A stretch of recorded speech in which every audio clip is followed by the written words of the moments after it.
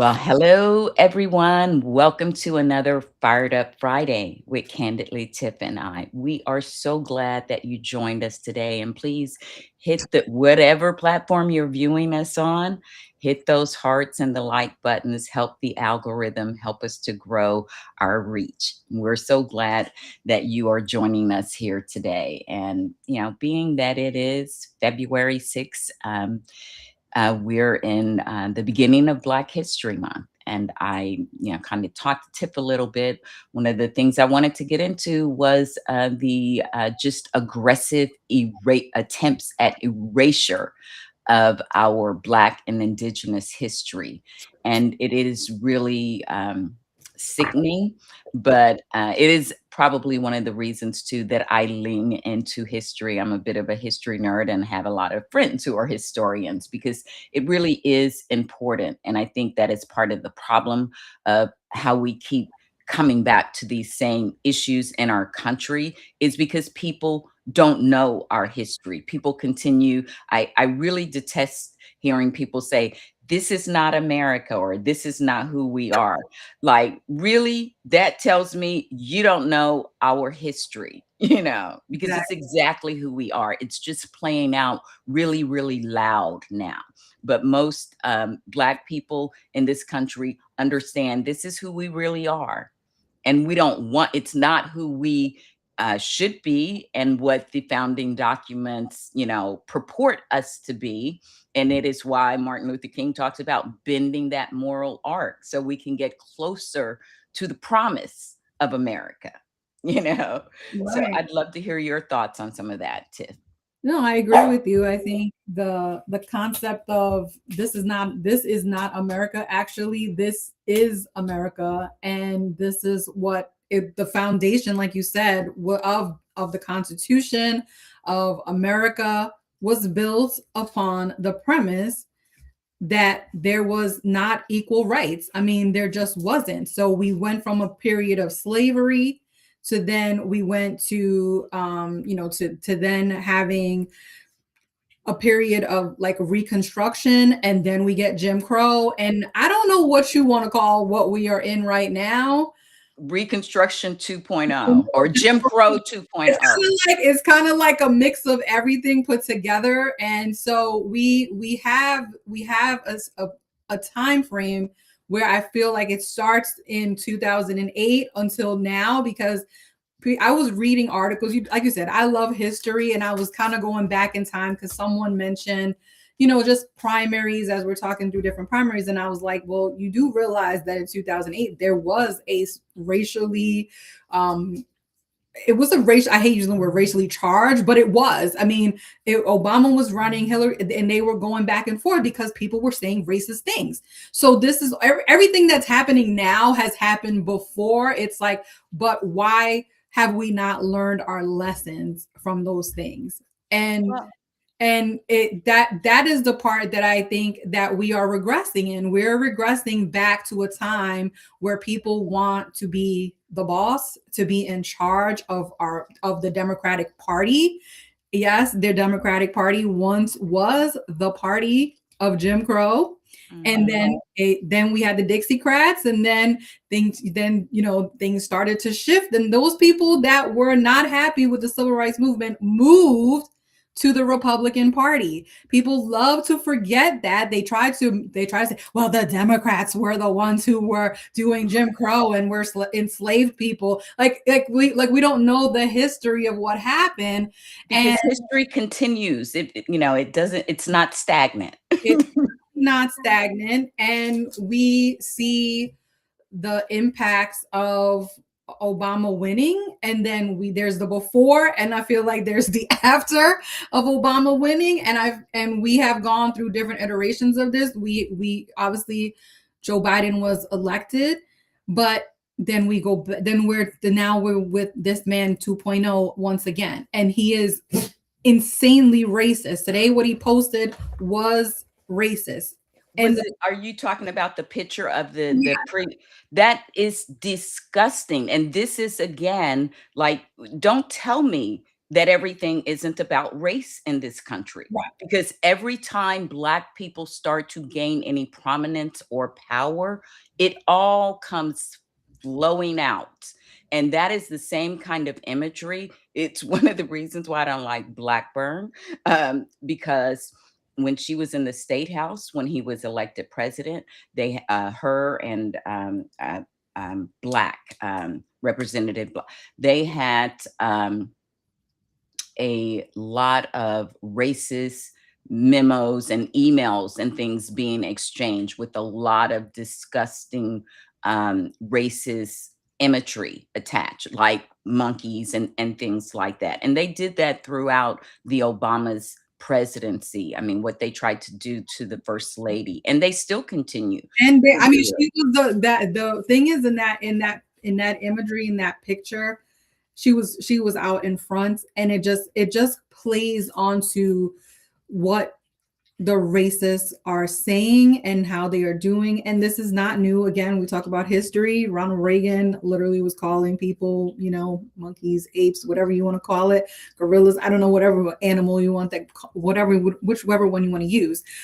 This was noted. This is something that's a fact, right? He wasn't an outright, like, loud in your face racist, but Trump is. He doesn't care. And the people that try to defend his racism are the problem.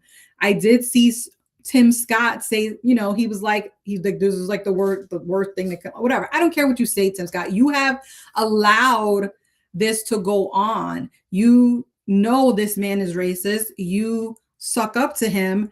You have enjoyed, getting his endorsements. You have enjoyed being by his side at rallies. So don't give me that. There's no way that you can go through Trump's history and not see that he is racist. I mean, this is a known fact, right?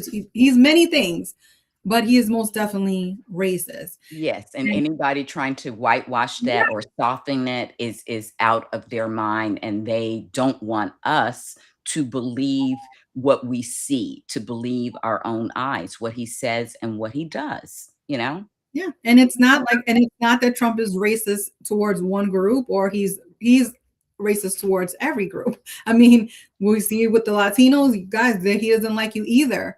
You're not. The epitome of white supremacy, Yeah, because at the end of the day, if you're not white, you're not right for him. exactly, exactly. And so, like I said, they've since they've come back. I mean, Pete Hegseth and his stupidity over at the Department of Defense, he kind of started with this, and then it was DEI, and we, over the last year and some change now, it's just progressively getting worse. And he has control of his phone. He knows I don't know if he knows what he's doing, but I'm pretty sure he has the phone in his hand, and he's picking what he wants to post, right? Whether you believe he's demented or not, that's not an excuse for racism. So the man has said and done things that are blatantly racist. I think there are racists and there are blatantly racist people, and Trump is a blatantly racist person. He doesn't care if people call him racist. He will deny he's a racist and say, oh, it was just a joke. Okay, well, people have to use discernment and realize that this is not a joke. This is who this man is. And it trickles down. That racism trickles down to his base, which already are racist to many of them themselves. And now it's reverberated throughout the government. It's reverberated through the people that support him. And they are very loud and proud to be racist. But then when you call them out, then they get mad. And that racism is not just limited to Republicans. I mean, it has extended to the Democratic Party as well. So Exactly. Like I we said, are white there. supremacy crosses party lines. Exactly. Like, yeah. It's not just related to one party. There's definitely more than what people are just getting really bold with it. I mean, they just really are, and they don't care. And then they try to spin it and say, oh, but we need to stop talking about identity politics, as though whiteness is not an identity. Although being a Christian, being a man is all part of an identity that you created. The working class is an identity. Classism in itself is an identity. So you can't stop using that as a way to be like, okay, well, we don't want to talk about race in this country. No, you actually do want to talk about race. You just don't want to talk about Black people, representation for Black people. That's what you don't want to talk about. Exactly. And that is the whole thing. They display it, but they do not want to be called on it. In fact, there was, Phil Williams does a lot of great reporting on, hate and racism in our state. And there was a period, I think it was maybe two legislative sessions ago, when he was interviewing some of the Republican lawmakers. And they literally said, it was when all of the stuff was going on with the Tennessee Three, and they threw, both the black guys out. And the problem they have with Justin Jones is that, like, he calls them racist, and they don't like to be called that. And he was like, well, we'd rather be called bigots or whatever. Like, you are what you are, dude. It doesn't matter what we call you. And the thing of it is that, as you said, like with people like Tim Scott, trying to soften it, maybe speaking out at certain moments, that is not helpful, because you're enabling all of the racist laws and the vitriol to grow. And it's only when it gets to something that maybe you don't like or you feel is too blatant. And I think that's really kind of the major deal that's going on with most of these people that support him. They know he's racist. Some of them are racist. I'm not saying all of them are, but they're okay with it. Yeah, they And have, they don't, have yeah. no problem. Yeah, they have, like I said, silence is complicity. Many of them are, there's the silence people that condone the racism, but then you also have the people who are also loud and proud and out there just saying whatever they want to say, and then, like you said, get offended when you call them out. Again, this is not unique to one specific party. This is a issue. This is an American issue. Racism Yes. is an American issue, and it crosses party lines, it crosses gender, and the young people, old people, anybody in this country can be racist. It does Your affiliation to a party doesn't decide whether or not you are a racist. And I think that is the part that a lot of these people on the left are missing, because we're trying to call it out. We're like, no, we see what you're saying. We see what you are trying to do and trying to which it just feels like they want to be centered in the conversation, but instead of asking, like talking to us and having conversations and trying to work together, it's like, no, you do it our way, or there's no other way. Like James Carville, for instance, with his hum and sway bullshit. You know what I'm saying? He's like, well, did you hear about this hum and Yeah, sway? yes, and I was in, the big three, you guys, his Oh, right. conversation. You were definitely there. I forgot about that. You were definitely there, and which ended up getting me in trouble, but not really. But the hum and sway thing is a perfect example of just the issues with the left. And I wouldn't even say, when I say the left, it's more the Democratic Party type thing.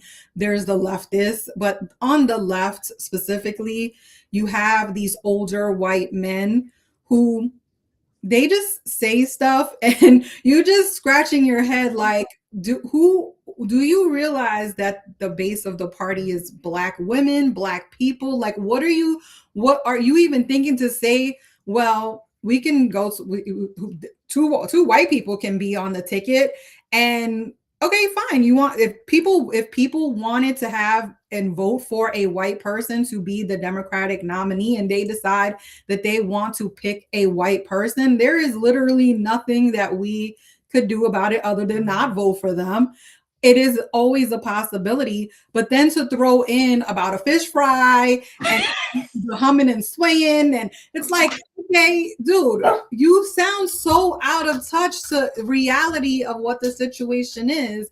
Because if there is likely a Black person, a Latino person, a white person on this ballot, the people in South Carolina, in Georgia, North Carolina, and the rest of the southern states will make a choice on who they believe is the best candidate, and they will use proper discernment to figure out who that is. They're not, and black people are not going to make a decision about who they're going to vote for lightly. They're going to look at all of the candidates and decide which one they want, the same way they did in 2020 when there was what, umpteenth freaking people in the race, and they said Joe Biden was the person that they felt was the best person to beat Donald Trump. And that's not a Southern thing, that it was people in the North as well who thought that. It's a black thing because we do use discernment, and I know people hate that term, for, voting for harm reduction, but that is how we have always moved, because we have never gotten, our wish list, everything on it. We don't even operate like that because we know the real world doesn't, but we're always looking out for our community and the human community writ large. Like, we don't just think about ourselves, and we recognize how certain policies, while they may not affect us in a negative way, members of our community and the greater diaspora will. And when it affects us, it will affect other people too, white people too, white women too. And that's the part that a lot of people just don't get, and I just am really sick of this trend since Madam VP started running, and for people to still, like, say with a straight face today that it wasn't about racism. Like, what planet are you? I mean, it was all about racism and misogyny, and that white supremacy is steeped in it, which is what Project 2025 was all about. Right. Day after the election, when I knew that she had lost, I made a post and I said, this was a white lash. They were pissed off about DEI. They were pissed off about 2020. They were pissed off about everything that happened with George Floyd. They were very upset with everything. And then add on the fact that the candidate that we had was a black woman. And that part of it, the white lash is not just from white people. Latinos were also part of that. Because they feed into that white supremacy. Like, They want to be that white adjacency. I feel like we need to start being honest about these things, but people don't want to have honest conversations because instead they would rather be offended. Like, they're very upset about the fact that Jasmine Crockett said that they pretty much, not, she didn't say it verbatim that they do. She didn't say all Latinos, but she said that a lot of them have like the slave master mentality. And the truth of the matter is, I've been saying that for years about Latinos. My family's Latino. I understand. You know your people. Like, and I know the things that they have said to me as a Black Latina, as somebody who is darker skin, about my hair, color as shit my whole life, telling me that I act like a Black girl. Like, what the hell? These are things that I've heard all my life. So you're not telling me anything that I don't already know in how you people think and what you are trying to do, which is, again, be a part of a power system. This is about a power structure. You see that the top of the power structure is white people. You want to be a part of that system, but you will never be part of that system. And unfortunately, that is coming back to bite them in the ass because of what we're seeing on our streets today with ICE. It wasn't like they weren't warned. Like you said, there was Project 2025. Those people were at that convention with those signs talking about lock up the immigrants. And you thought they were just going to go after the criminals? No, you chose to believe the power structure of whiteness and believe that they were only going to do it to the people that were criminals. All along, we're on the sidelines over here telling you, no, it's going to be every freaking body that is an immigrant, whether you're white, and now white immigrants are impacted too, Black, or you are a Latino. Like, they're coming for you, and everyone in between, right? We knew they were coming for all immigrants. well, because the bottom line is, this is not true, even really about security at the border or anywhere else, or really about immigration. You know what it's about and what it's always about in this country, which is what it was founded on, is money. Like Right. the immigration system, this I am working on a Substack that I will have published shortly after we get off. I've been proofing it, but it's tied to money. Like these private prisons, and I have one in my backyard. The private prison industry was birthed here in Tennessee in the 80s, in the early 80s. And it is all about money. And this is why history is important, because it is the same concepts that this country was built on, like on carceral, a carceral type of economy. I mean, enslavement, from the beginning was all about the Civil War over the Southern economy, which was on the backs of enslaved people. Right. And once we were emancipated, they lost their mind, but they got okay because they figured out a way that they could still continue to do that through things like sharecropping and Black laws, Jim Crow laws that allowed them to lock up Black people for minor offenses, like vagrancy or whatever. And once they were locked up, it did two things. And these systems are still at work today. It took away their voting rights, okay? Mhm.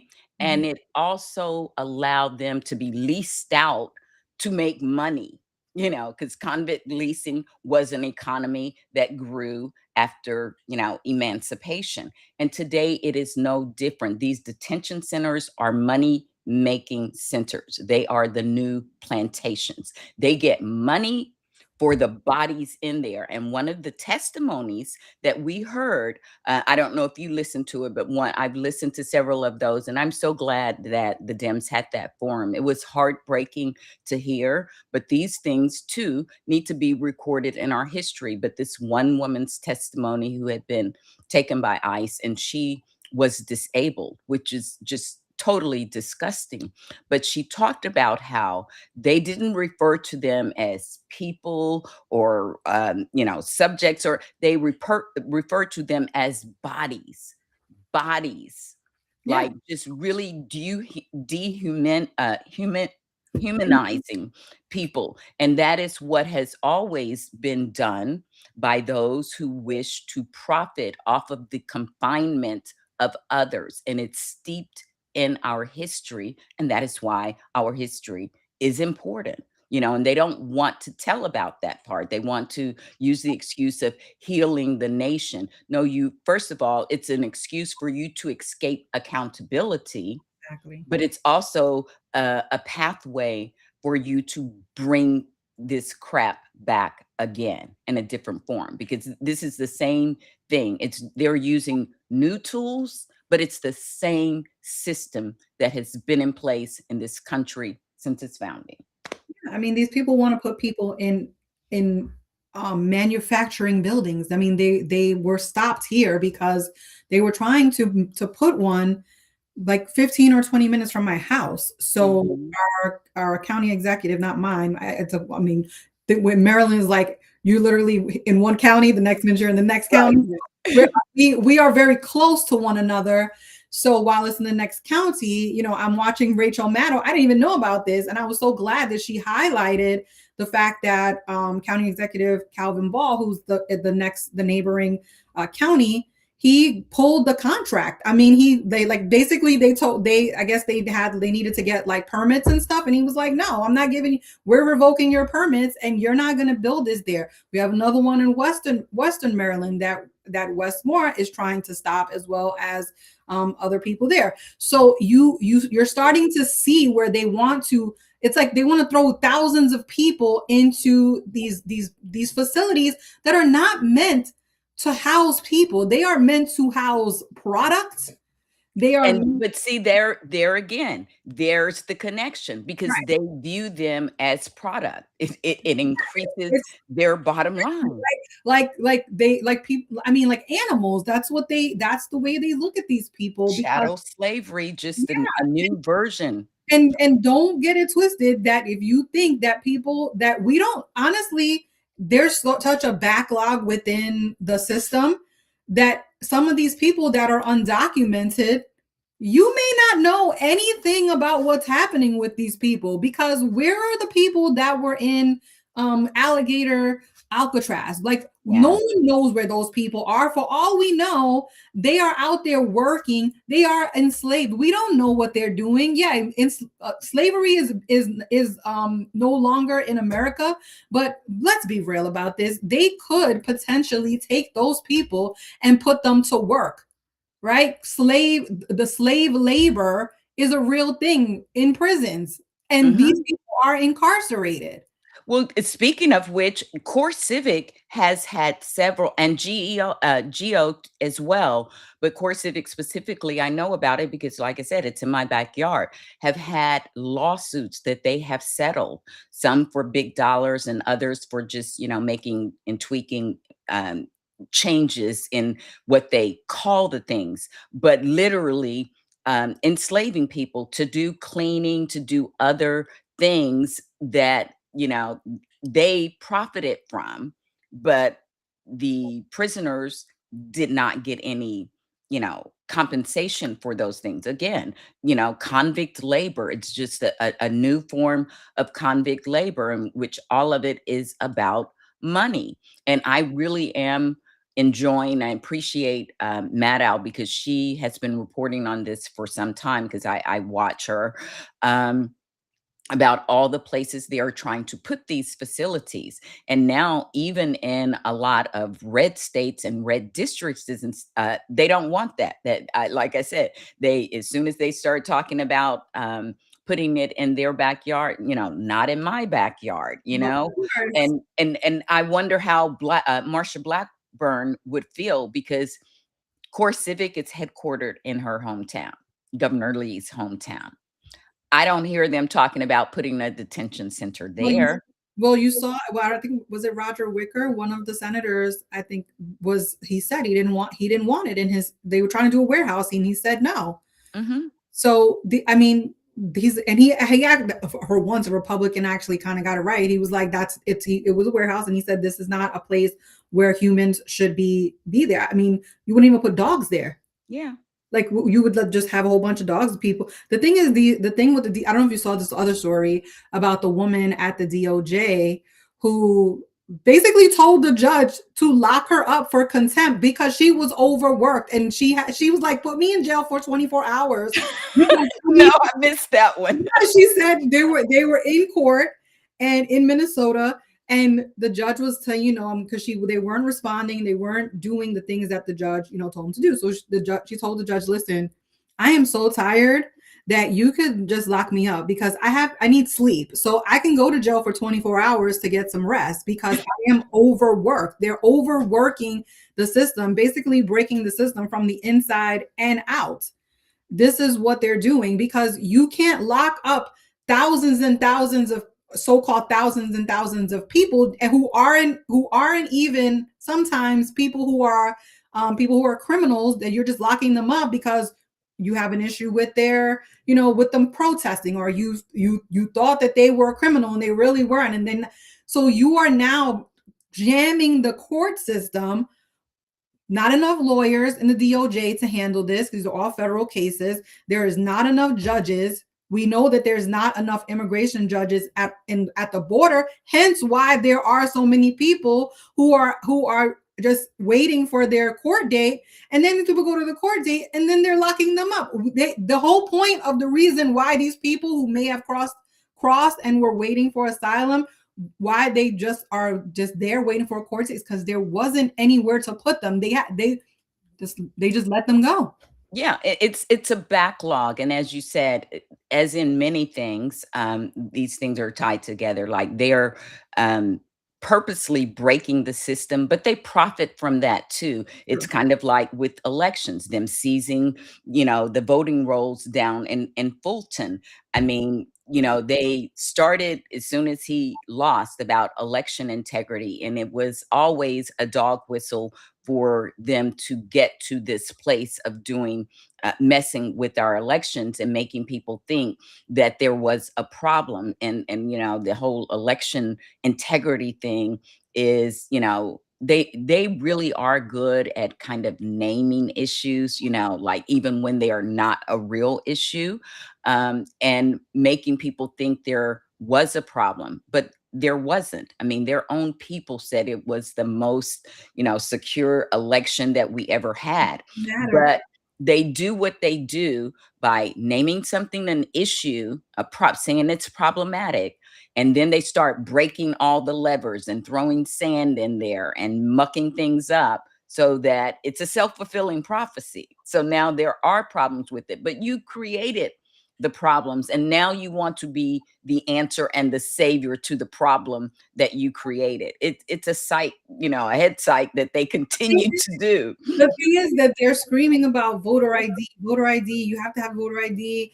Georgia has voter ID. So the issue that you have created, where you're saying that illegal people, are voting in these elections, or there's some kind of issue with the vote tabulation or whatever it is that they are accusing the Democrats. And mind you, Georgia's government in the Secretary of State was and is a Republican. Yes. The governor was and is a Republican. And they purposely are targeting Fulton County because why? Majority Black. They know that that's where a majority of those votes came from. And God knows what they're going to do with that data. And unfortunately, feels like there's no recourse and there's no way to stop them from doing it. And then you also have Steve Bannon saying, well, we have to stop these people because they're gonna do this all over again. So it's like the propaganda that goes along with it. It's like multifaceted, right? You have they stole the election. Then it's like, okay, no, they really didn't steal the election. We had many court cases. They lose in court. Trump is still saying he is president again, and he's still saying that the election was stolen. He cannot get this out of his head because it is a field to allow the next election and the next one after that to be jaded. Like, people are jaded about elections, and now everything is people are skeptical. There's conspiracy theories. If you lose, then it means that it was stolen. And I do blame partially on that Bernie Sanders, because he started that shit with that rig bullshit back in 2016, and Elizabeth Warren helped him with that. And Trump just basically took that and was like, okay, well, let me see how I can use this to my advantage. And he did in 2020. Yeah, and he also, Viktor Orban, used Stop the Steal actually in Hungary. So they also work very closely with him, and have taken a lot of his playbook in changing Hungary's democracy as well. But you're right with Bernie and Elizabeth, and I do think that it creates a type of distrust and a type of apathy. And we have many things that come that we're dealing with, that even people supposedly on our side, the Democratic side, or the side for democracy, who do that as well. Because I view those big influencers who continue to bash the Dems and have a lot of smoke for them, as problematic as well. Because while some of what you say may have truth, very often there is no context given to it, and it gets people to a place of they're both the same. No, I mean, you can say politics is nasty, but Democrats and Republicans in this moment is apples and oranges. They are not the same. There's a lot of the same issues that happen, but our election system could use some work. Kind of like our immigration system. Like, first of all, like let's get to a place where we get rid of that electoral college, because Black people have always been. If somebody put me in a room and said, what could change? Like, what could be changed in this country? I would be the first one to say, get rid of the electoral college system, because you are actually disenfranchising a ton of people, because people in blue states, they become apathetic. Why? Because they they know that their blue state is going to be blue, or at least they hope it's going to be blue for a long-term period, right? New York, New Jersey, we saw New Jersey was much closer than it needed to be. Maryland, people turned out here, but they didn't turn out as much as they did in 2020. People become apathetic when they know that the people in their states are going to vote. But if you truly believe that your vote is going to make the difference, maybe you have a different understanding or feeling about voting. I don't know, I could be wrong, but the systems in this country also are not helpful. So there are major things. Like you said, I absolutely would love to have immigration reform, real immigration reform, Mhm. but also Democrats can't be afraid to have that conversation either, right? They can't Right. move away from it. Yes, we need to. Do we need to abolish ICE? Yes, we need something different. We have to stop being scared to say the real things that are happening. I know there's not a we don't Yeah. have open borders. We don't want open borders. We We want need to to be reimagine a lot of the systems that have been in place, but like, ICE and DHS, those are relatively new in our system of governance. And I feel like they could be addressed and changed and reimagined very quickly, but, the Electoral College, I know that's another. that's a relic of the past, and that's much harder to get rid of, right? Mhm, But also there's also what we talk about consistently about the civics piece of it, right? To mhm, change systems, you need to have majorities in our government, in the Congress. You need to have it in, and you need to have the presidency, and you also need to get the court back, because we all know that's the end place, right? It's not the mhm, start, that's the end. So when you get to where people are not understanding how things work, like people are fighting with me like, we need to abolish ICE. I'm like, I listen, I am with you. I am 100% with you that it needs to be abolished, but I also understand the civics piece of it. In order to abolish it, you would need to get a majority in the Congress. You would mhm, need to also have a president to be able to, that it is a cabinet. You have a cabinet, and there is a DHS person, and they all need to get together and say, you know what, we don't want to do this anymore, right? mhm, There is so many things that can be done, but we also need to have the majorities to do it. Someone said the term limits for Supreme Court. Yes, I am most of the things that these progressive people want, I am for them.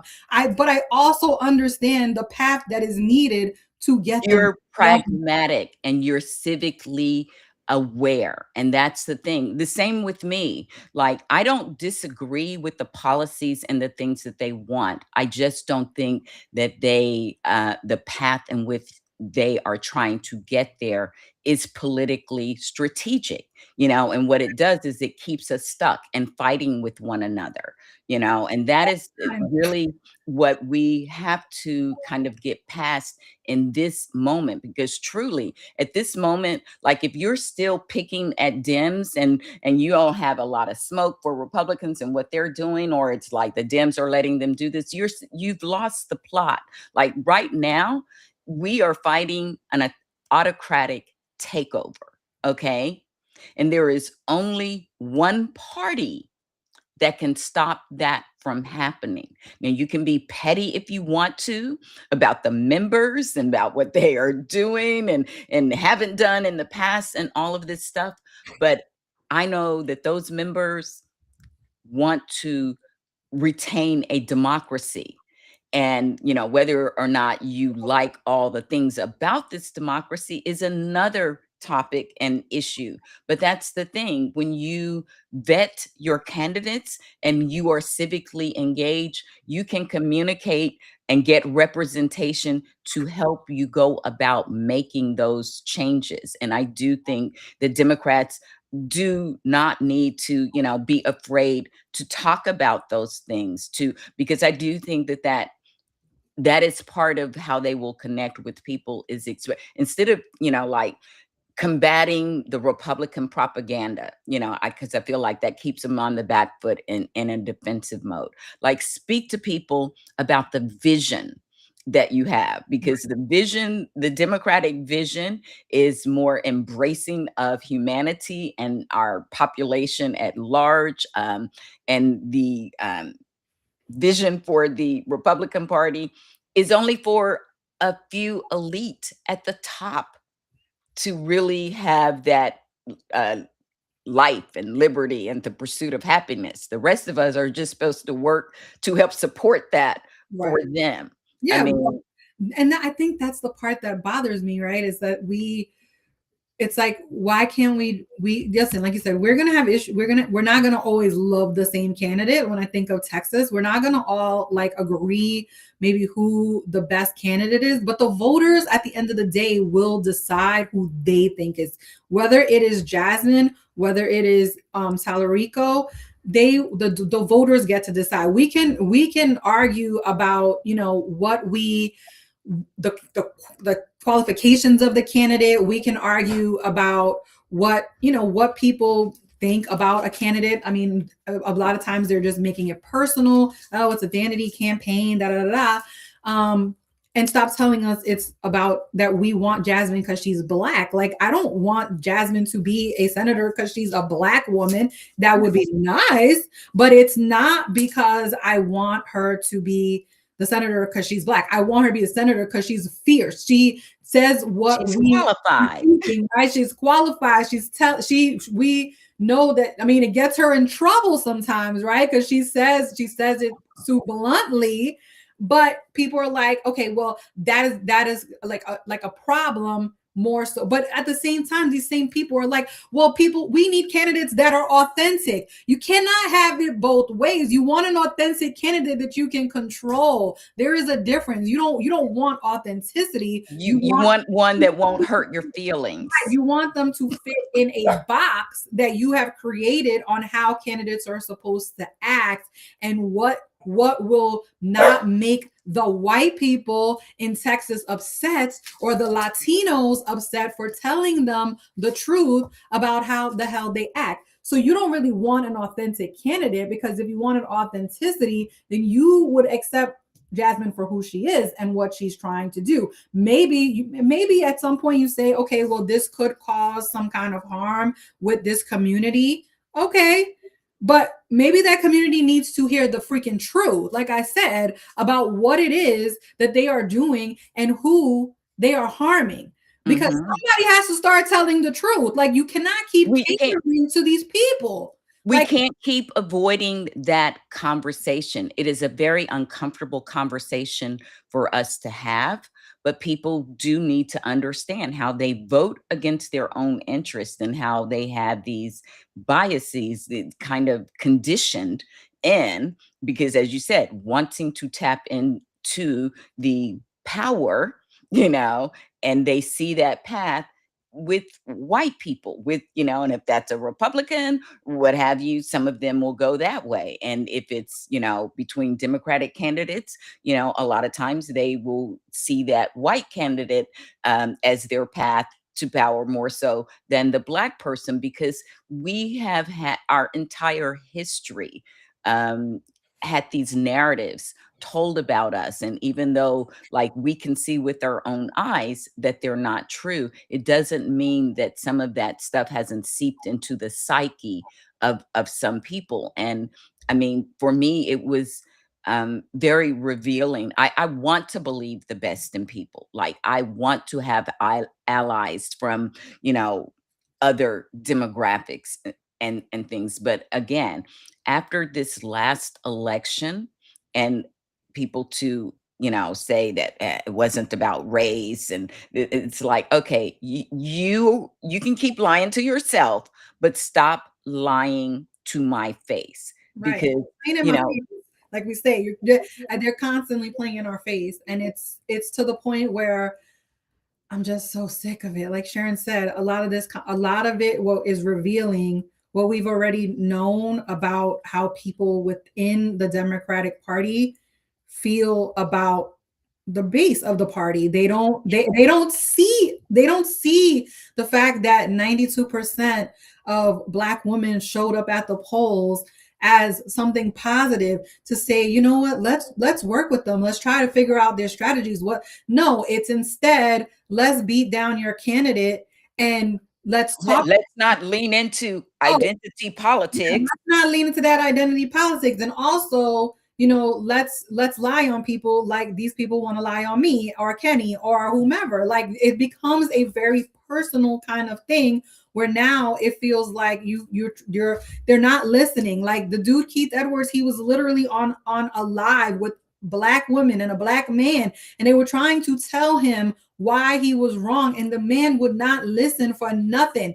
Nothing would he listen to. He is going after Roland Martin. Roland Martin is like, listen, I am from Texas. I went to school here. I vote here. I've lived here. You don't live here. So how are you going to tell me, a black man from Texas, who is going to win when your ass hasn't even stepped foot in Texas to even talk to anyone in the electorate? There are people in Texas are telling you there is a pathway for Jasmine to win. Listen to us and maybe you'll understand.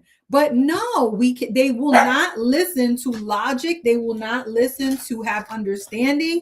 It's just one ear out the other. I've made up my mind. This is the way I see it. And then when you try, then everything gets into, but you think that I'm racist. I did not call, I don't even have to call you a racist. I never even called you a racist. They're like, Roland Martin called me. No, he did not call you a racist. He said you need to open your freaking ears and listen to the people who are in this state, who understand elections, who are journalists, who are people on the ground talking to folks. But no, that's too much to ask. And it just reminds me so much of like, I hate to say, like Pennsylvania in 2022, where people were just not listening. And look at the freaking Shrek nightmare that you've created with John Fetterman. For fuck's sake, I'm sorry for cursing, but like, you were warned. The goal of that election was not that primary was not because we loved Connor Lamb or we thought he was the best thing since sliced bread. We saw that the risk that John Fetterman was, and we said, okay, we have to stop him. It wasn't even about Pennsylvania. It was about stopping him because we saw that man chased somebody, a black man, with a freaking shotgun. And folks were just, oh no, it doesn't matter. The person said what?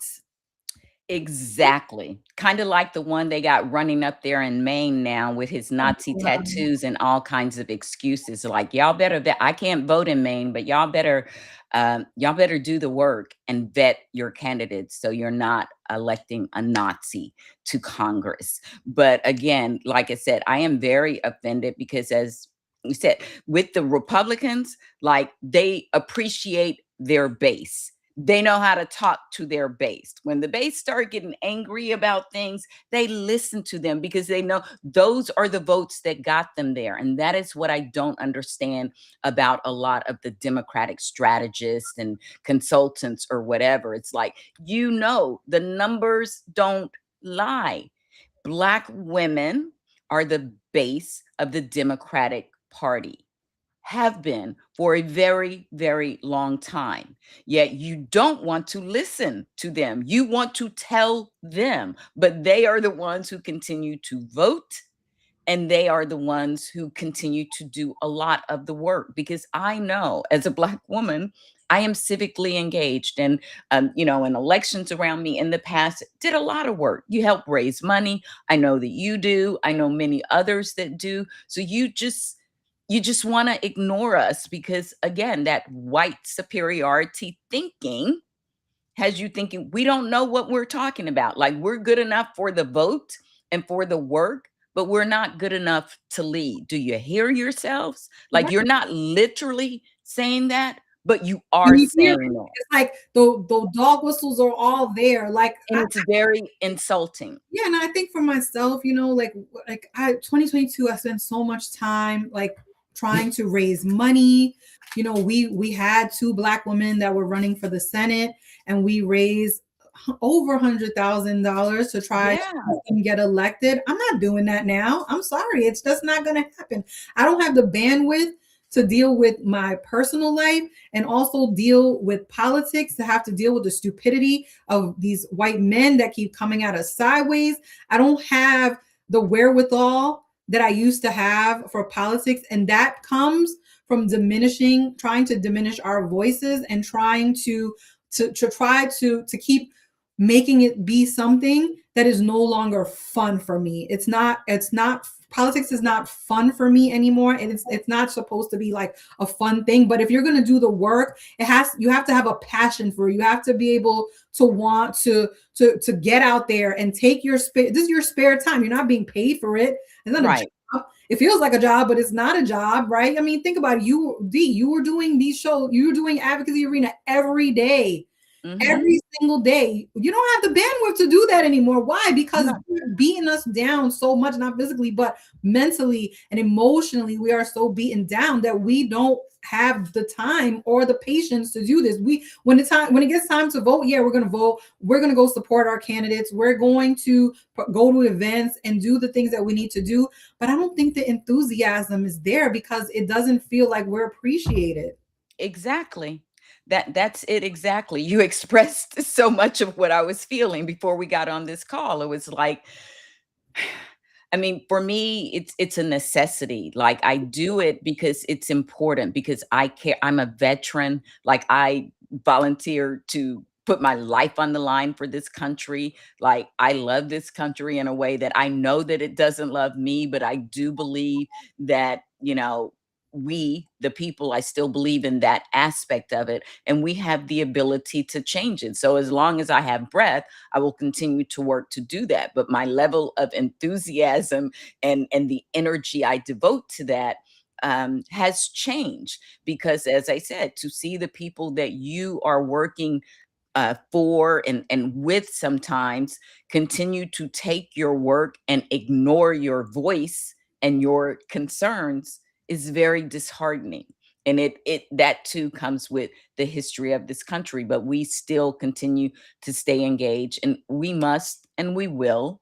But I just don't have the same energy I around it. I'm don't, very yeah. selective in the things that I choose to do. But again, like I said, this is the country where I live, so I will continue to fight for it to be a democratic country and to try to make that democracy more embracing of everybody in the country. But it's hard fighting with the people who are supposed to be on your side. That's the thing. Like you're the energy that I could be putting into helping a candidate. I am now spending time or talking about an issue. I'm now spending time trying to talk about what I said on a podcast 3 days ago. Like this is the stupidity of where we are because some white dude went and got some clip of me saying something that had nothing to do with anything. I mean, this is what we are wasting our time on because you're offended that I don't want to be with a white man. I'm sorry. Are you out of your damn mind? Like, Okay. this is where we are. And then got the nerve to then call me a bigot and all this other stuff. Listen, I don't care what you want to call me because at the end of the day, I know the time, the effort, and the work that I have done, not only to help Black candidates, but to help white candidates to do all the things that I need to do for democracy. This is not about you. I don't care about your feelings. This is not about feelings. Exactly. Yeah. Everything, it feels like everything with most of these people is about feelings. And baby, I don't care about your goddamn feelings. I care about my rights. I care about making sure that my daughter has a future in this country. I care about my husband, that when he leaves my house, that he is not going to be assaulted or harmed by the police. Like these are the things that I have to think about. And you maybe you have enough time on your hands because when you walk out the house, you don't have nothing to worry about. Right. You might be just that privileged that the time that you have is consumed with worrying about other people. But I don't Mhm. have that time nor that luxury. So this is the stuff that drives me insane about the current state of the Democratic Party. And it's hard to ignore it. And I know a lot of it is the discourse is online, but that does permeate to being in on the ground. And Right. when People the take that away into their real life and they have conversations with people and then it starts to spread like a virus, you and know? journalists pick up on the things that are happening on in the online discourse, right? Mhm. Mhm. You I mean, the Texas race is insane, of course. I mean, we've all watching this play out, but then you start to see things that are actually a little bit positive, right? Because you have a race in New Jersey where people were thinking that Tom Malinowski was going to win that race easily.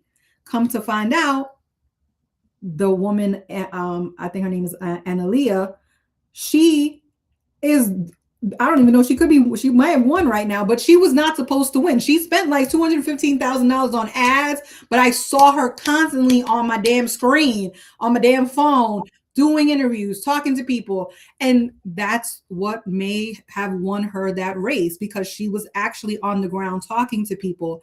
And that would be a major upset. APAC spent a ton of money in that race to try to harm Tom Malinowski because they didn't like his foreign affairs, right? But in turn, because they didn't want people to vote for Tom, they did not vote for the candidate that they were trying to like get in there. They ended up getting the progressive lady who now may win. So a lot of this stuff that is happening, you cannot go, the negativity, it starts to bother people, especially in Democratic primaries. They don't want to see that anymore. The people on the ground, they would like to have a more unified party. They just would like to have it. Mhm. But there's too many people with their hands in the pot who are stirring up shit that does not need to be stirred.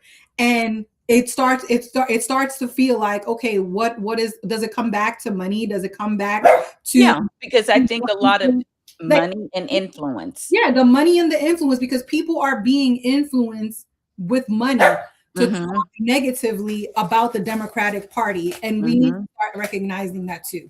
Exactly. You're so right. And I know we're kind of almost out of time, but I wanted to talk a little bit about like what is going on here in Tennessee because we have, a governor's race and Marsha Blackburn is running and spending a lot of money, but there is an investigation that's been opened by Republicans against her about her financial dealings, like she's using her Senate um, pot of money to run for governor, and so we're going to see how that turns out. And I understand that when they had the recent votes in the House, that Mike Johnson had to work real hard on Representative Rose to get him to get on board.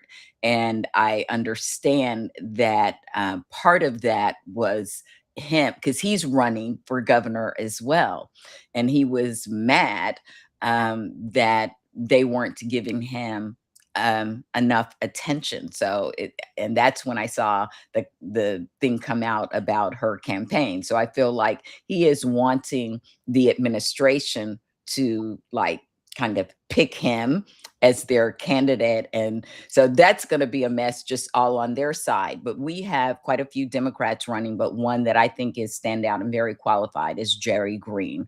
And she has been working for the past year, over a year, literally going to every county in these small little cities. And the one I grew up in, my hometown is relatively small compared to some of the others, but she's gone there, and some of them she's making a second and a third stop. So that I think is very important, her getting out and talking to the people. And we saw how Afton Bain, even though she didn't win, how she moved the margins for the Democrats in this state. So I think Republicans are scared, but when they get scared, it's dangerous, I think, for us, just like the guy in the White House. When, he's backed into a corner, he starts doing crazy things. And my state is already one of those states that turned over their voting rolls,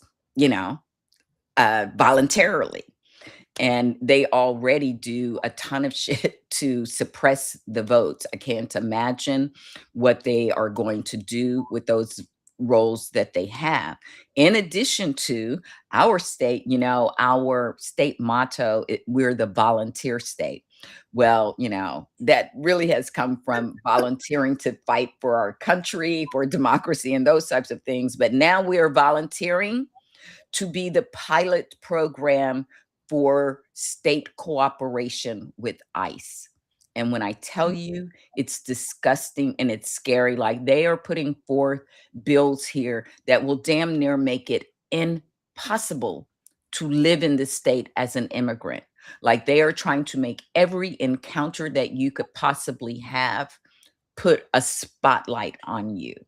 And then they are forcing, we we've always had a few counties that volunteered, and not surprisingly, those are the counties that have steeped in enslavement and racism, that have always cooperated with ICE in that 287G program. But now we have like 40 that have signed it, and they are pushing legislation literally to force every county to sign this 287G. So to make every state have to cooperate with ICE, and to, sweeten the pot a little bit, they are giving them incentives, financial incentives. And for those who are holdouts, and of course, one of the long holdouts is my county, Davidson County, because it is, we have a Democratic mayor. So that is in part why they're trying to do this, to force him, because we also have a Democratic city council. And, so they want to make every county have to cooperate with ICE. And they also want to force hospitals, schools, like I said, any encounter that a person would have, any type of license, or not just driver's license, but nursing license, or, professional license, or whatever, have to report to, they have created an agency, okay, have to report these immigrant encounters, whether people are documented. And it's going to be ugly. And I just want to kind of let people know that when they are able to do this here, they will take it to other Or states. you feel like your state is always the test case for what they want to do. And it's so interesting because my state is the actual opposite of what your state is trying to do on two fronts. One, this week, the House, and the Maryland House and the Senate passed the bill that would eliminate 287G from all of our counties, right? They're not cool. They don't want to cooperate at all. So the governor said he was going to sign that. It also banned masks. Now, I don't know how they're going to enforce that, but our legislature is trying to do something to stop this madness. And of course, Republicans are up in arms about it. But you know what? At this point, I don't care. Like I said, we have to do what is in the best interest of our people. And they always want to bring up all these, oh my God, there's so much crime. And they always bring up like these cases of when they act like white Americans do not kill people. Okay. They really need to stop that shit, because there are plenty of white Americans and other Americans who Most of the mass shootings, look at the demographics on that. Is not, and again, I don't have patience for that. But then the other thing that we're trying to do is to redistrict. So that was passed in the House last week, but it is now stuck in the Senate. And the Senate president does not want to move forward with the bill. Why? We don't know. We don't understand. He says that it's, a court, that he's scared about the courts, which I initially agreed with him on, because I'm like, okay, but that was back in like October, November. We have moved past this. They rolled out the new map, and the map does impact me personally because I would be moving to a different district. But I'm at the point where I'm like, listen, if it made it that far, the governor has agreed with it. The commission agreed with it. The House agreed with it. Only one Democrat did not vote for it. So what is stopping you from not only bringing the bill to the floor, but also having a debate about it. If they want to, if they want to vote for it to be a no, then put it on the record, because I Mhm. want that bill to stand as the bill that Bill Ferguson and the Maryland Senate defeated. I want that. That's what I want as a constituent. I want that to happen. You can own that. But all you're doing right now is helping to keep Andy Harris in office. And that to me is insane as a Democrat. And this is what we say about Democrats. Like, we can criticize them, we can, but I am not going to go out on my page and be like, F Bill Ferguson, this is a lesser of two E. Like, I'm not going to do that. It's literally about politics. I want him to do that. So, you know what? I actually got a phone call. Someone called me, which I never really answered those 1-800 numbers, but it was a Maryland number this time, but it was unknown.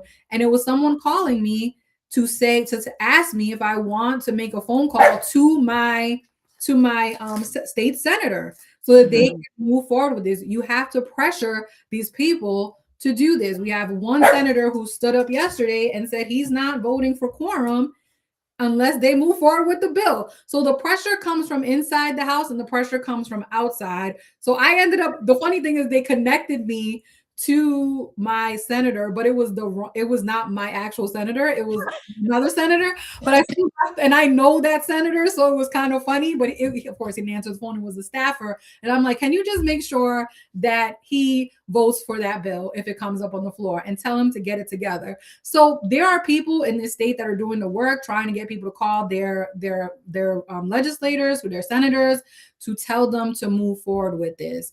And again, Democrats have to stop being scared of the unknown. In this case, we do have a Supreme Court that is majority Republican, but the bill also has some levers in it where they can confer with the Supreme Court to determine if this is going to work. There's also a ballot measure for 28 and 30. Do we want to keep this on this map the way it is configured, like with this new map, or do we want to go back to the old map? So they are trying to do this. It's literally one seat that we could gain. But I think to myself, what if it comes down to a one seat majority and you idiots didn't even bother to move forward with this bill? Again, I need you to own this with your votes. You have to go vote for this. You cannot just Mhm. on it. And Bill Ferguson is like, well, we have other priorities. Okay, well then schedule the day where you're going to vote on this. There's only but so many days of session. We have a June 23rd primary. Right. Again, this is the part about being engaged locally. Because yes, I will take my behind to Annapolis and stand out in the cold and tell this man to move forward with this bill. I don't think it's fair for us to not vote on it. Debate it, vote on it. And like I said, if they decide they don't want to move forward and they have valid reasons, I'm willing to listen to it. But also, not taking a vote is cowardly, in my opinion.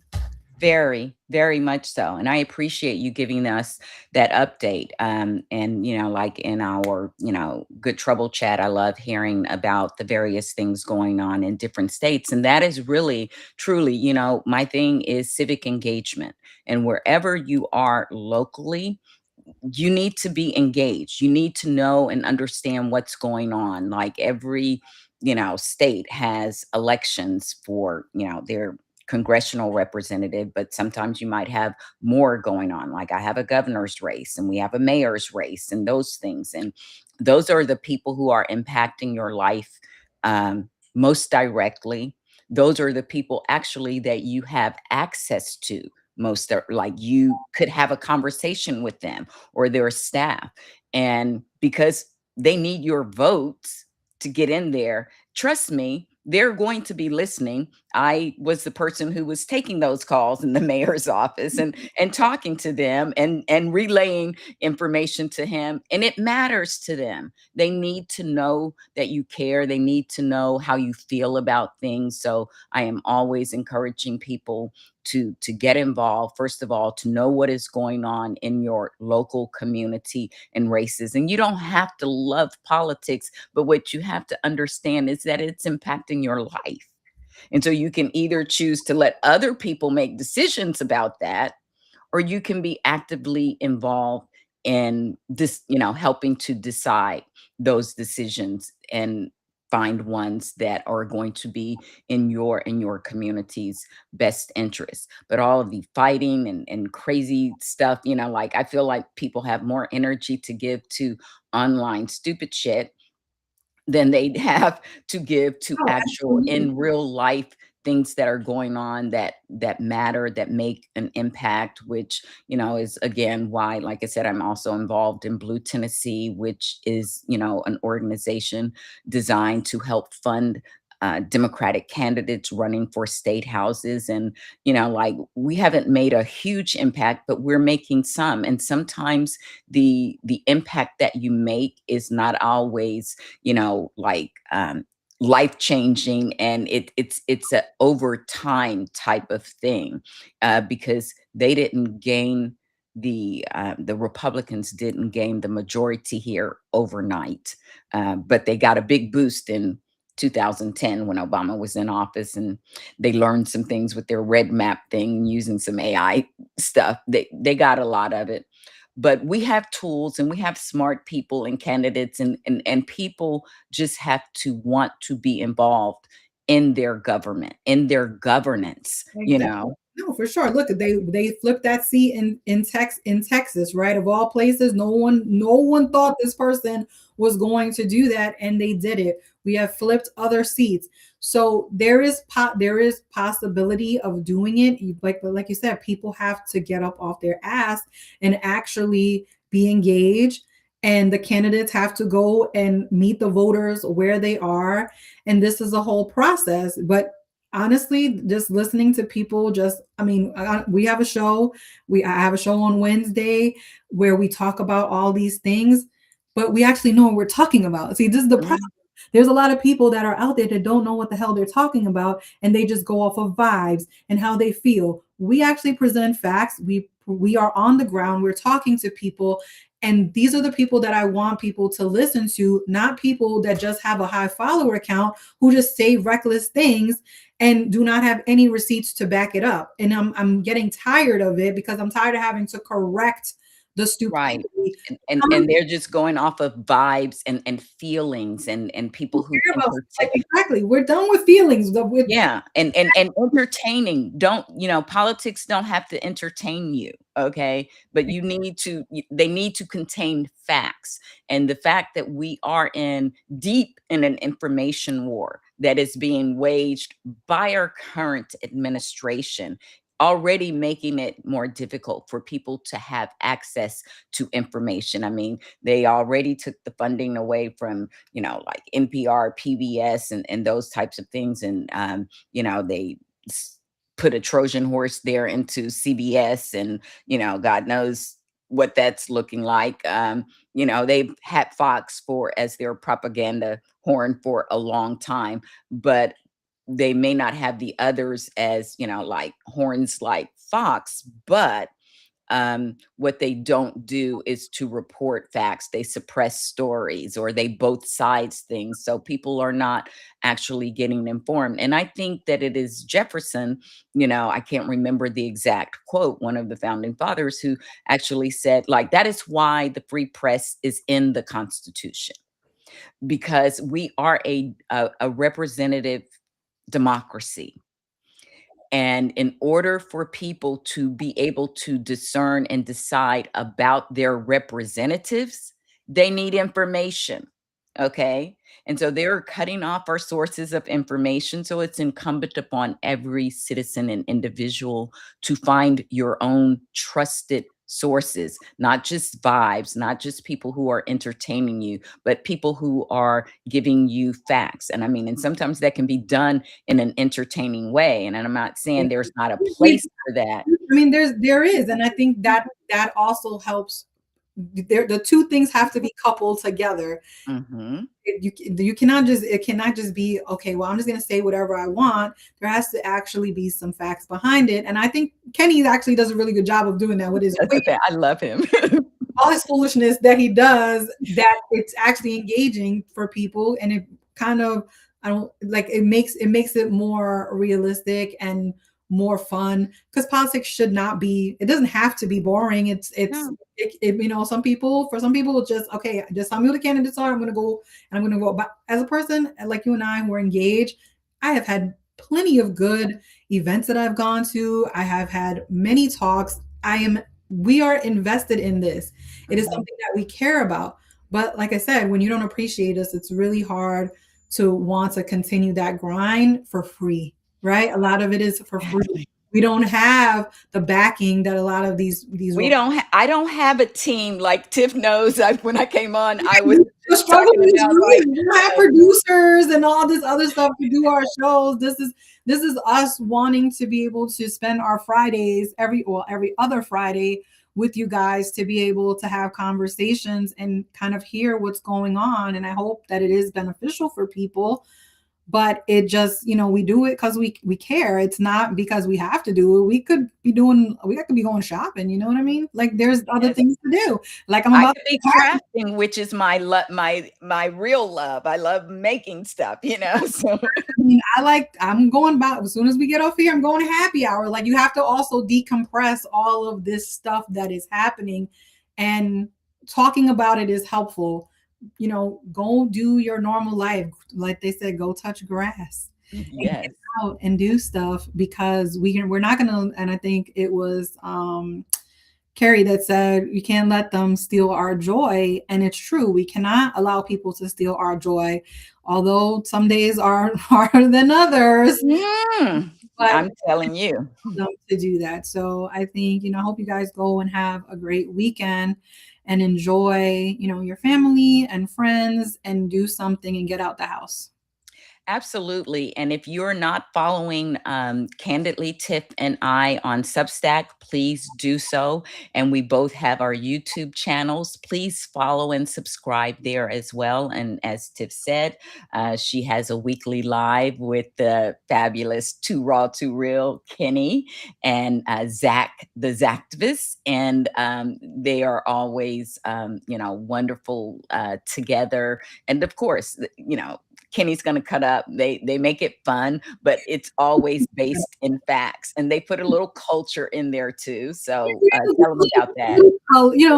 We have a little color commentary in there every now and then. I mean, like I said, politics can't just be just talk about fact, fact, fact. We also need to have a little bit of fun. So it's a different vibe than this show, but I always enjoy talking to my guys because they love messing with me and I love messing with them. So it's like I said, we have to do the work, but I really do hope that people go and have a good weekend. Absolutely. And you guys can find me every Monday on Spoutable in the Good Trouble chat, which I've been having for a long time. As Steph said, at one point it was every day, but I don't have the energy for that anymore. So on Mondays at 12 noon Central, 1 p.m. Eastern, come join us over on Spoutable, and on every other Friday when I'm not chopping it up in Fired Up Friday with Tiff. You can find me also on Spoutable in the evenings in discussions, and that's kind of a different kind of group of folks and conversations, but it is really a deep dive into those uncomfortable conversations that I think it is important for us to have. So we dig a lot into history, focusing on white supremacy and Christian nationalism. So I hope to see your face in the community and the crowd. I hope you will support us however you can. If you can't become paid subscriber, please just subscribe and share our work. I don't put any paywalls up in any of the stuff that I do, but I just want to thank you guys for hanging out here with Tiff and I this Friday. And as she said, wishing you all just a wonderful, fun weekend. Try to find those moments of joy. I am going to go do some crafting with my essential oils. I'm going to lean into that because the smell, aromatherapy, it always makes me feel better. So, Gary, when is our live on Wednesday? So it's Wednesdays at 10 p.m. We won't be on this week. Hopefully be back next week because the guys are going to be on Capitol Hill, so or somewhere in DC. So we won't have a show this week, but it's usually 10 p.m. Eastern on Wednesdays on on YouTube. All right. Well, until next the next Fired Up Friday, we hope you all continue to stay informed, stay engaged, and happy Black History Month, and keep sharing our history. All right. Take care, guys. Bye bye.